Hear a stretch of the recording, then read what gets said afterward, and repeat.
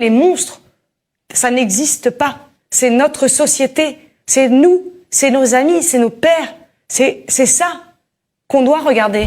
Passionnée de théâtre, elle suit une classe prépa au lycée Montaigne à Paris, tout en poursuivant des études de sociologie et d'économie, mais c'est sur les plateaux de tournage qu'elle trouve sa véritable vocation. Elle connaît une carrière précoce, elle monte sur scène dès l'enfance et elle est repérée à seulement 11 ans pour le film Les Diables, mais après ce premier succès, elle disparaît des écrans pendant 5 ans. En 2019, elle accuse le réalisateur Christophe Ruija de violences sexuelles, ce qui l'a poussée à s'éloigner du cinéma. Le réalisateur a été condamné lundi 3 février à 4 ans de prison, dont 2 fermes aménagées sous bracelet électronique pour agression sexuelle lorsqu'elle était mineure.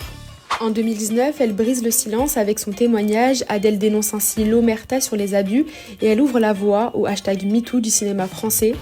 Lors des Césars 2020, elle quitte la salle de cérémonie en signe de protestation contre la victoire de Roman Polanski, accusé de viol par 12 femmes. La réaction d'Adèle incarne le ras-le-bol d'une nouvelle génération d'artistes militantes face à la complaisance du 7e art envers les artistes masculins accusés de violences sexuelles. Au César, elle est sacrée meilleure actrice dans un second rôle pour le film Suzanne de Catel Kié-Verret, puis meilleure actrice pour son interprétation de Madeleine Beaulieu dans Les Combattants, premier long métrage de Thomas Caillet. C'est une féministe assumée, cofondatrice du collectif 50-50 pour l'égalité dans le cinéma. Elle milite aussi contre les violences policières et soutient le collectif Vérité pour Adama.